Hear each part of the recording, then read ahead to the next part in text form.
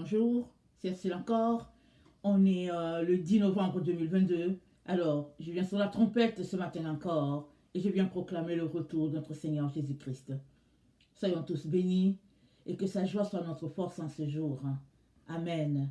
Alors, je viens continuer sur une série que j'ai commencée il y a, je pense, 2 jours. Tu es le temple du Saint-Esprit. Amen. Je fais la partie A et je vais revenir sur la partie B.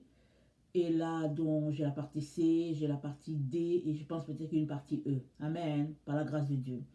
Mais avant de me lancer dans l'enseignement d'aujourd'hui, Amen, j'aimerais vraiment rendre grâce à Dieu pour, en tout cas, les confirmations qu'il me donne.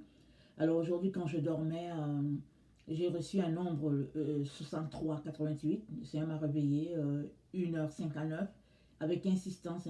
Alors je me suis dit, ok, ça faisait pas longtemps que j'étais couchée.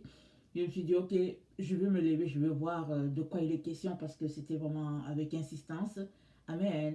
Alors je suis allée voir le 63-88 dans la concordance hébreu et ça me dit source d'eau, non, source d'eau qui jaillit de quelqu'un ou bien source d'huile qui arrose les autres. Ça, c'est le 63 à 88.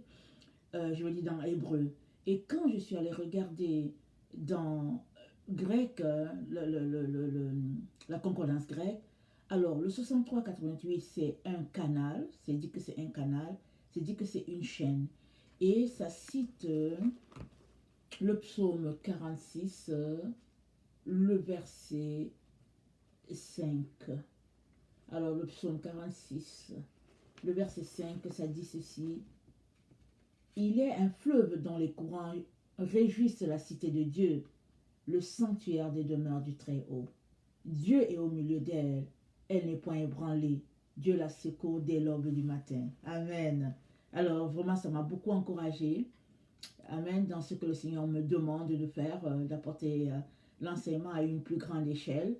Et comme vous savez, avec mes petits moyens, comme vous le voyez, bon, c'est pas évident, mais je suis en train de travailler pour pouvoir, je suis en train de, comment on appelle ça, d'apprendre des petits, en tout cas, je suis dans les ajustements, ok, afin que ce soit plus potable et puis peut-être de meilleure qualité aussi, parce que le Seigneur, le Seigneur aimerait, amen, que je le fasse le plus rapidement, parce que il va downloader, amen, il va verser de l'eau, amen, en moi, pour que je puisse aussi verser aux autres, amen, que le Seigneur soit béni, amen. Et je sais qu'on est dans le temps où il verse de l'eau en plusieurs personnes, amen.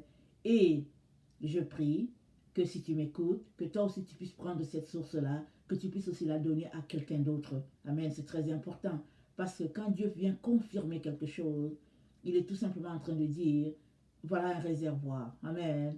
Et je le bénis du fait que il a fait de moi un réservoir, même si je ne me sens pas digne, même si quand je me regarde, je vois que je n'ai pas grand-chose à donner, mais je veux tout simplement vraiment bénir ce Dieu-là. Et je prie que le Seigneur me donne de continuer de venir à sa source pour que je puisse irriguer, amen, ces différentes plantations. Amen. Alors, merci d'être patient envers moi afin que je puisse ajuster ça le plus rapidement possible. Et voilà, je vous ai déjà parlé de mes petits problèmes de 15 minutes et tout. Je n'ai pas encore réglé. Mais par la grâce de Dieu, je vais pouvoir m'en sortir. Alors, le Seieur donc n'aimerait pas que je me limite à 15 minutes, comme vous voyez certaines vidéos qui sont passées. Mais il aimerait vraiment que je mette les dispositions pour pouvoir donner de l'eau à son peuple comme lui-même il me le donne. Béni soit son nom. Alors, donc aujourd'hui, on va regarder le fondement des apôtres. Ça, c'est la partie B. Dans ton corps, c'est le temple du Saint-Esprit. Amen.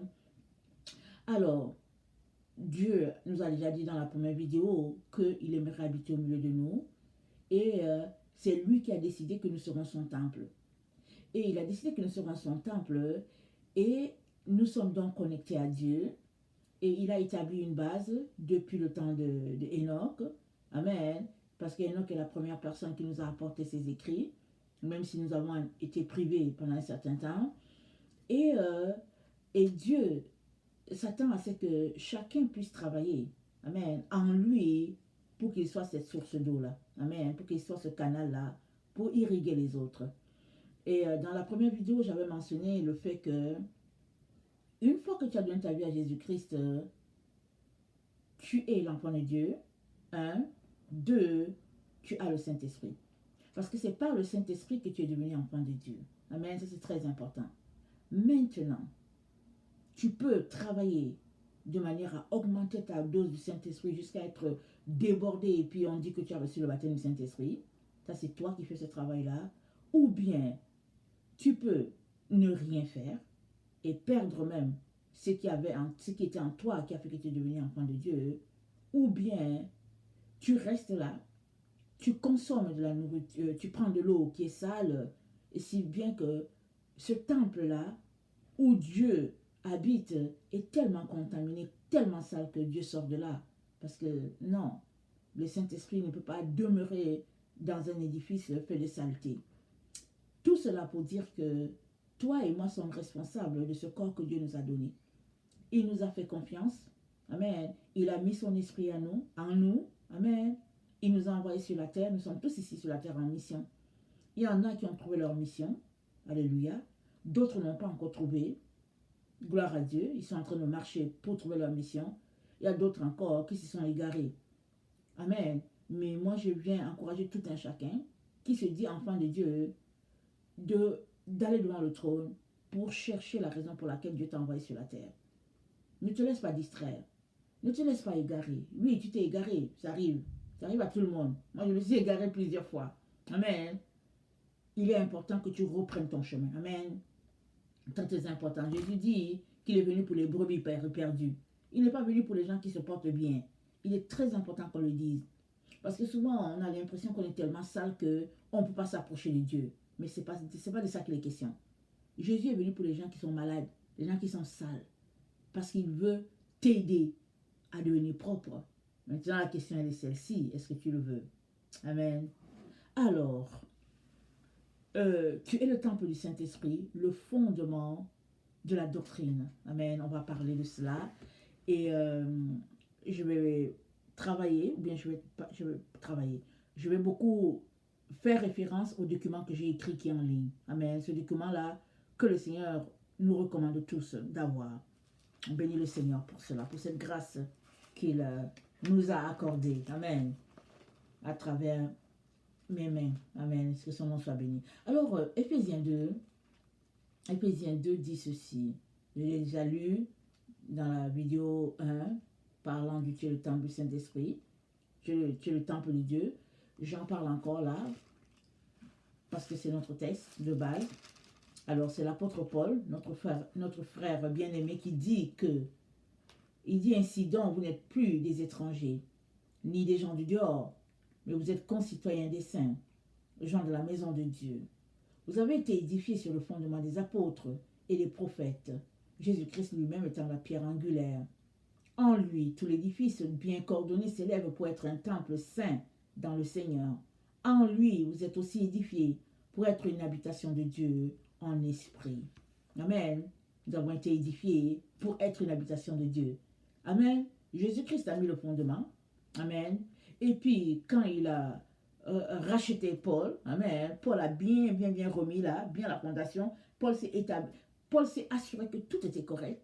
Il est allé dans la fondation pour voir que, ok, ça tient, c'est solide, c'est comme Jésus a fait. C'est pour cela qu'il nous dit avec certitude que nous avons été édifiés sur le fondement des apôtres et des prophètes. Et que Jésus-Christ lui-même, il est la pierre angulaire. Il est ce côté-là, amen, cet angle-là, là où il est placé. Quand tu mets l'équerre là, c'est droit comme ça. Jésus-Christ est là. Et puis, il dit, tout l'édifice bien coordonné, c'est là pour être un temple de Dieu. Donc, si toi et moi, disons que nous appartenons au Seigneur, et que nous ne sommes pas en train de bâtir sur ce fondement-là, amen, nous sommes tout simplement dans l'illusion. Nous avons été trompés. Nous bâtissons un autre bâtiment qui n'existe même pas. on bâtit seulement. Et on se dit que ouais, je suis chrétien, Jésus m'a sauvé, alors qu'on n'est pas en train de bâtir sur le fondement. Pour que tu puisses être appelé enfant de Dieu, qui marche selon Dieu, il est très important que tu sois en train de bâtir sur le fondement sur lequel ont bâti les apôtres et les prophètes. Amen, ça c'est très important. Ça c'était la base de la première vidéo. Alors, donc, qu'est-ce que les... comment on appelle ça? Qu'est-ce que les prophètes ont apporté? Qu'est-ce qu'ils ont dit? Qu'est-ce qu'ils nous ont dit? Alors, on va regarder beaucoup les Écritures, ok? Parce qu'il est très important que ce soit établi dans notre esprit. Alors, Jésus-Christ nous a parlé de la vérité, n'est-ce pas? On sait que vous connaîtrez la vérité et elle vous rendra libre. C'est Jésus-Christ qui l'a dit. Jésus-Christ lui-même, il est la vérité. Amen. J'en ai longtemps parlé, mais j'en parlerai plus à échelle dans cette nouvelle chaîne. Ok? Jésus-Christ lui-même, il est la vérité. Et il a présenté la vérité avec 3 branches. Amen. Alors, il nous a dit, il nous a apporté la vérité sur 3 branches. La voie de la conscience, la voie de la nature, la voie de la sagesse. Jésus-Christ l'a apporté comme ça. Quand on prend la Bible, quand on prend les écrits de Jésus, les 3 points sont bien distincts. Amen. Mais il se pourrait que tu ne l'aies pas vu. C'est pas grave, ok? C'est pas grave. Tout ce qu'il est important que tu saches, c'est qu'on ne peut pas laisser de côté un aspect de la vérité. Alors, dans nos églises, si on peut le dire ainsi, vous savez, je suis une enfant d'église, j'ai grandi dans l'église, je suis née, j'ai grandi dans l'église. Et je pense que ça, c'est l'une des raisons pour laquelle le Seigneur m'amène parler à mes frères et mes sœurs de l'église. Je ne viens pas d'ailleurs. Je suis mon grand-père était un pasteur, amen. Et mon grand-père, il a appris sur le tas. Il ne savait pas lire, ou bien les gens ont qualifié, non. Les gens ont trouvé qu'il n'était pas assez qualifié pour aller à l'école des pasteurs. Finalement, on l'a laissé de côté. Et c'était la grâce de Dieu pour notre famille. Parce que quand on te dit que tu n'es pas apte à aller à une école biblique, alors souvent tu te sens petit, tu te dis, bon, je suis incapable, je n'ai pas de grands moyens. Mais c'était ce que Dieu avait utilisé pour pouvoir enseigner mon grand-père vraiment de côté. Et mon grand-père devait toujours venir lire sa Bible, dépendre de Dieu pour pouvoir aller enseigner le peuple qui était à sa charge. Amen. Donc, on a donc découvert, appris le Dieu redoutable, le Dieu d'amour par mon grand-père qui, au fait, avait déjà été exclu. Alors, donc, on nous a présenté donc Jésus-Christ qui est le Dieu de vérité. Amen, ça c'est vrai. Mais il y a un aspect qui nous a été caché, ou bien qui n'a pas été mentionné dans nos églises, et puis qu'on ne mentionne même pas. Amen, on ne le mentionne pas beaucoup. Alors, il y a 2 aspects qui sont mentionnés. C'est l'aspect de la conscience et l'aspect de la sagesse quand même. Mais l'aspect de la nature n'est pas mentionné. Or, Jésus-Christ a présenté les 3 éléments, c'est dans la Bible. C'est ça que je viens regarder aujourd'hui avec vous. Amen. C'est très important qu'on regarde ça, parce que c'est un fondement. Amen. La vérité, c'est le fondement de la doctrine de Christ. Et, je répète, il nous l'a présenté sur 3 voies. Il nous a présenté 3 branches. Amen. 3 façons d'acquérir la vérité. Et ces 3 façons-là devraient être en chacun d'entre nous. Dieu a pourvu ça comme ça. Alors, la voie de la conscience. Proverbe 20, le verset 27. Je vais juste citer ça. Sinon, je vous encourage à aller lire le document. Tirez-le, imprimez-le. Amen. Et puis mettez-le à l'étudier et puis enseigner à partir de là. Amen.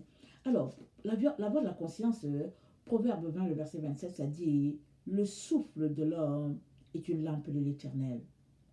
Il pénètre jusqu'au fond des entrailles. » Ça, c'est la voie de la conscience. Dieu nous parle dans les rêves. Souvent, tu ne le connais même pas. Il y a des gens qui disent, mais moi, je ne sais pas, j'ai fait tel rêve, et puis j'ai vu une telle personne, et puis il m'a dit qu'il s'appelle Jésus, et puis que c'est lui le sauveur. Ou bien telle personne va dire, ah non, mais moi, au fait, j'ai rêvé, et puis le Seigneur me dit d'aller à tel endroit, je suis allé, et puis là, voilà ce que j'ai trouvé, et puis c'était Dieu lui-même qui était là, etc. Ça, c'est la voie de la conscience. Amen. Par laquelle Dieu nous parle. Et cette voie-là, elle est déjà pure dès le sein maternel. Si notre enfant, on ne l'infecte pas avec les voix du monde, l'enfant, il a déjà cette voix-là de la conscience en lui. Amen. Et étant petit, il sait déjà à quoi Dieu l'appelle. Très souvent, c'est nous les parents qui détournons l'enfant. On lui dit, hey, tu sais, tu seras pilote, hein, tu sais. Tu seras pilote. L'enfant dit, non, je vais être pompier. Et puis le papa dit, non, non, non, tu seras pilote. L'enfant dit, non, je vais être pompier. Et le papa dit, hey, écoute-moi bien, tu seras pilote. Alors l'enfant dit, ok, je serai pilote. Mais peut-être que l'enfant est venu sur la terre pour être pompier.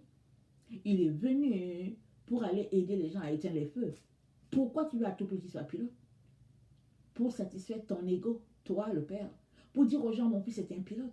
Ou bien tu veux qu'il soit pilote parce que tu veux prendre ton avion, aller en Haïti et puis aller au Guatemala comme tu veux. Parce que tu vas entrer dans l'avion et puis partir. Mais l'enfant n'est pas venu pour être pilote.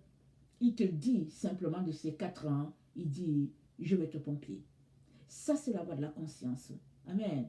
Alors, on peut l'éteindre si on passe le temps assis devant la télévision, si on passe le temps à mettre nos enfants à écouter les films de Hollywood, pas Hollywood, mais Disney, les Barney, et toutes ces histoires-là, hein, parce que vous savez, c'est étudié. Ces dessins animés là, c'est étudié par les satanistes pour pouvoir détourner l'enfant. Alors on dit à l'enfant, hey, vas-y devant la télévision, va regarder ton émission. Parce que nous, on a la paix. On a la paix en tant que mère. On se dit, ok, vas-y devant ton émission. Mais pendant qu'on fait ça, il y a quelqu'un d'autre qui enseigne l'enfant. L'enfant voit des bandes des dessins animés. Mais la personne qui a conçu mais, tout le dessin, tout le scénario, s'il n'est pas un enfant de Dieu, alors il est un agent de Satan en train de détourner l'enfant. Alors, quand mes enfants étaient petits, j'aimais leur mettre les Veggie-Tales. Mes enfants ont grandi du temps où les Veggie-Tales ont été créés. Les Veggie-Tales sont les végétaux. Voilà, les légumes, voilà. Ce sont les légumes qui parlent. Les concombres, les brocolis, des choses comme ça, avec des histoires bibliques. C'était tellement intéressant. Amen. Malheureusement, il n'y avait pas encore en français en ce temps, c'était juste en anglais. Mais mes enfants, je les ai éduqués à être parfaitement bilingues. Dès qu'ils sont bébés, allez, en tout cas, c'est comme ça. Donc mes enfants, ils parlent bien français comme anglais et puis il n'y a pas de problème de ce côté-là. Mais, voilà ce que je voulais apporter. À un moment donné, on a vu que les végétales avaient changé. On se disait, mais qu'est-ce qui se passe? Pourquoi les végétales ont changé? Il n'y avait plus cette présence divine-là dans les végétales. Et je suis allée faire des recherches et j'ai appris que celui qui avait conçu le végétales avait fait une dépression. Et finalement, étant dans la dépression, les chrétiens l'ont conseillé de vendre son bébé, comme on dit, parce qu'il avait perdu et sa femme et les enfants et tout le monde. Et finalement, les personnes qui l'ont acheté, les personnes lui ont garanti qu'ils allaient continuer de véhiculer l'esprit qu'il avait d'évangéliser les enfants. Hein. Mais hélas, je pense qu'il n'était pas chrétien.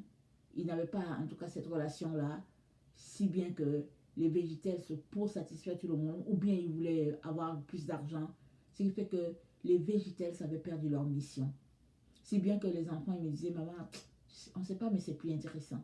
Parce que même étant des jeunes adultes, ils aimaient toujours revenir à regarder ces émissions-là, Esther, David, tout ça, parce que c'était des histoires très agréables. Et puis des histoires, l'histoire biblique expliquée par des légumes. Très, très intéressant. Donc, tout cela pour dire que on peut, en tant que parents, contribuer à élever la conscience de nos enfants dans la lumière ou bien à l'éteindre complètement. Alors, je viens intéresser tous les parents à faire très attention à ce que vos enfants regardent. Amen. Il est vrai que de nos jours, tout est pollué, tout est perverti, mais on peut trouver quand même des émissions. Amen. Qui parlent de la gloire de Dieu et c'est très important. Alors, la voix de la conscience, Dieu l'a donné à tout un chacun. On peut éteindre cette voix-là aussi par les tablettes, les cellulaires et tout ce que nous regardons en tant qu'adultes. Vous savez que les yeux, c'est la porte de l'âme. Je l'ai assez dit, amen, dans la chaîne, dans Découvrir sa destinée. Il est donc très important que on fasse attention à ce que nous regardons, à ce que nous entendons. Le Seigneur dit quoi? Il dit, comment il dit ça? Il dit, prenez garde à la manière dont vous écoutez. C'est ça qu'il a dit. Il dit, on te mesurera avec la manière dont tu te seras mesuré. Et puis on y ajoutera. Mais il y a un autre verset qui dit, la façon dont tu auras entendu, ça va déterminer la mesure de ce que tu auras. Alors, il y a un lien entre ce qu'on entend et nos agissements. Très, très important. Alors, l'autre élément que j'ai évoqué, qui est dans la Bible, mais on n'en parle pas toujours, c'est la voix de la nature. Alors, la vérité se trouve dans la nature. Elle est partout autour de nous. Amen. Et on vit, on profite des bienfaits de la nature, les légumes, les fruits, le soleil, la pluie, le beau temps, le vent. Et on est là, mais souvent sans le réaliser, on participe aussi avec ceux qui détruisent la terre, on participe avec eux à détruire la terre, sans le réaliser. Or, la terre, qu'est-ce que j'ai enseigné? Amen. Dans mon document, le Seigneur m'a révélé que la terre, c'est elle notre mère. Amen. On a une mère et c'est la terre. On a un père, c'est Dieu le Créateur. Donc, il nous a apporté cet équilibre-là dans nos vies. Il est donc très important qu'on puisse en tenir compte parce que c'est des voies de vérité. Amen. C'est des voies pour la vérité. Or, c'est la vérité qui nous a franchis. Amen. Alors, regardons Zacharie 2. Zacharie, c'est après Daniel. Daniel après Amos. Les Jonas, les Michée, et puis Habakkuk, dont Zacharie. C'est là. Zacharie 2 nous présente la nature. Mais si on ne sait pas, on ne va pas forcément s'arrêter là-dessus. Moi, je l'ai su parce que c'est Dieu qui m'a ouvert les yeux. Ok? Alors, Zacharie 2 nous dit, je levai les yeux et je regardais, et voici, il y avait un homme tenant dans la main un cordeau pour mesurer. Je dis, où vas-tu? Il me dit, je veux mesurer Jérusalem pour voir de quelle largeur et de quelle longueur elle doit être. Et voici l'ange qui parlait avec moi s'avança, et un autre ange vint à sa rencontre et lui dit, cours, parle à ce jeune homme, et dis, Jérusalem sera une ville ouverte à cause de la multitude d'hommes et des bêtes qui seront au milieu d'elle. Verset 5. Je serai pour elle, dit l'Éternel, une muraille de feu tout autour, et je serai sa gloire au milieu d'elle. Amen. Donc Dieu nous a déjà dit qu'il vient habiter avec son peuple, donc il nous dit que il sera sa gloire au milieu d'elle. Mais il dit au jeune homme qui s'en va, parce que l'ange lui dit, il dit, Jérusalem sera une ville ouverte. Et le Seigneur, c'est le Seigneur qui m'a révélé ça. Le Seigneur m'a dit, Jérusalem sera une ville ouverte pour dire, Jérusalem, ce sera la nature. Alléluia et Amen. La nature, une nature pure, une nature clean, propre, vraiment écologique, à la gloire de notre Dieu. Aujourd'hui, les gens, ils parlent, ils disent réchauffement climatique, ils font comment on appelle ça là? Ils font des réunions terribles sur la terre où certains sont exclus, mais c'est eux qui détruisent la terre. Ils détruisent la terre et puis ils disent que oui, faisons quelque chose pour garder la terre parce que pour l'améliorer, mais c'est eux qui détruisent. Amen. Mais Dieu nous dit en tant que ses enfants que Jérusalem sera une ville ouverte. Il est en train de dire, Jérusalem, ça sera la nature. Tout autour de nous, ça sera la nature. Ça veut dire quoi? Ça veut dire que toi et moi sommes appelés à prendre soin de la nature, peu importe l'endroit où nous sommes. Amen. Peu importe l'endroit où nous sommes. Quand j'étais petite, mon oncle nous enseignait. Amen. Et puis bon, il faisait son école de dimanche sur nous, comme on dit. Alors il nous ramassait là, on s'asseyait là. On était 5, hein. On s'asseyait, alors il nous parlait, en tout cas il nous prêchait la parole et puis il nous avait dit que nous sommes la génération de la fin. Il nous avait déjà dit ça. Il dit que vous êtes la génération de la fin. Il dit, moi je ne sais pas si je serai là, mais vous allez voir Jésus venir. Il nous a dit ça. Mais on était tout petit, j'avais peut-être 8 ans. Quand il commençait, j'avais 4 ans, autour de là. Mais la dernière fois qu'il avait dit ça, j'avais autour de 8 9 ans qu'il nous disait qu'on était la génération de la fin. Amen. Alors il nous prêchait, il nous prêchait. Et il nous a dit d'arrêter de tuer les fourmis. Et puis bon, on le regardait parce que, vous savez, si la fourmi t'a piqué, tu te dis, ok, tu vas me payer ça. Amen. Il nous a dit d'arrêter de tuer les fourmis, d'arrêter de tuer les cafards et tout ça, parce que leur ange voit la face du Père. Là, on s'est regardé, on s'est dit, bon. Et c'est dès mon enfance que j'ai appris que chaque être est important devant Dieu. Quelle est la raison pour laquelle je tue le cafard? Quelle est la raison pour laquelle je tue la fourmi? C'est laquelle? Et pourquoi est-ce que je tape le moustique là? Tellement fort là, parce qu'il m'a piqué là. Je tue le moustique. J'ai dit, bon, bien fait pour toi. Mais le moustique, Dieu sait pourquoi il envoie le moustique sur la terre. Donc, j'ai grandi comme ça, en ayant conscience qu'il fallait que je fasse attention. Mais je n'ai pas forcément fait le lien, ok, avec la Bible. Mais ce n'est que là, dans ma recherche de Dieu, que Dieu m'a dit, la nature, vous devez en prendre soin. Il m'a dit, vous ne devez pas tuer les bêtes comme ça. Parce qu'effectivement, ce que tu as reçu comme enseignement, c'est vrai. Maintenant, comment on fait? Quand c'est l'été et puis tu entends une mouche bourdonner dans la maison. Tu entends une mouche bourdonner. La mouche bourdonne et puis tu te dis que non, je ne suis plus capable. Mais c'est quoi? C'est parce que ça fait très longtemps que j'ai quitté l'Afrique, n'est-ce pas? En Afrique, tu m'as dit que tu n'es pas capable d'attendre une mouche bourdonner. Alors, il y a 50 autres qui vont venir. Vous comprenez? Question de dire que on perd le focus sur la réalité. Tellement on est devenu une société, comment on appelle cela, artificielle, que les choses simples là que Dieu a créées, on n'est plus capable de les supporter. Mais Dieu nous dit, la nature, elle est importante, elle a été créée par Dieu. Pour qui? Pour toi et moi, pour notre bien-être. Alors si on la détruit, normal que finalement, le monde est en péremption. Ok? Alors, l'autre élément qui parle de la nature, c'est Apocalypse 10, le verset 2. Dans le même jour, là que le Seigneur m'a parlé de Zacharie, c'est là aussi qu'il m'a parlé d'Apocalypse 10. Amen. Alors, Apocalypse 10, le verset 2, ça dit ceci. Ça dit, je vis un autre ange puissant qui descendait du ciel, enveloppé d'une nuée. Au-dessus de sa tête était l'arc-en-ciel, et son visage était comme le soleil, et ses pieds comme des colonnes de feu. Il tenait dans sa main un petit livre ouvert. Il posa son pied droit sur la mer et son pied gauche sur la terre. Je m'arrête là. Donc l'ange a en main un livre ouvert. Et le Seigneur m'a dit, le livre ouvert là que l'ange a en main, c'est le même livre là. De Zacharie 2. Il dit c'est le même livre. Est-ce que c'est Zacharie 2 ou Zacharie 4? C'est Zacharie 2, le verset 4. Donc il dit c'est le même livre. C'est la nature.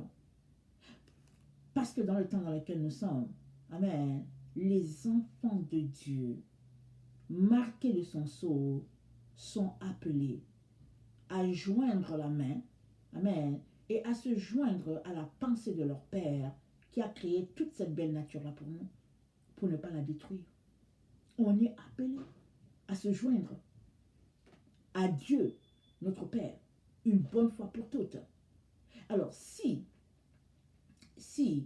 on n'avait pas pris conscience de cette vérité-là, alors le Seigneur nous informe que c'est très important. Parce qu'il a été dit à Jean d'avaler le livre, il dit, j'allais vers l'ange, le verset 9, en lui disant de me donner le petit livre. Et il me dit, prends-le, avale-le.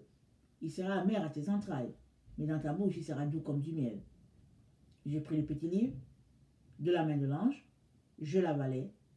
Il fut dans ma bouche doux comme du miel, mais quand je lui avalai, mes entrailles furent remplies d'amertume. Puis il me dit, il faut que tu prophétises de nouveau sur beaucoup de peuples, des nations, de langues et des rois. Alors, le livre est disponible. Amen. Et on l'a lu dans Zacharie. Jérusalem sera une ville ouverte, Jérusalem sera la nature. Et le Seigneur nous dit la même chose. Jérusalem, ce sera la nature. Jérusalem, elle sera une ville écologique, une ville où, on l'a lu plusieurs fois, l'agneau, dormira dans le même gîte que le lion et il n'y aura pas de problème. Et pour que cela arrive, il faudrait que toi et moi arrêtons de les manger. Il faut que toi et moi, nous retournions à comment Dieu avait conçu les choses et comment Dieu les a conçues. Dans Genèse 1, c'est dit ceci. Genèse 1, le verset 29, il dit, et Dieu dit, voici, je vous donne toute herbe portant de la semence et qui est à la surface de toute la terre, et tout arbre ayant en lui du fruit d'arbre et portant de la semence, ce sera votre nourriture.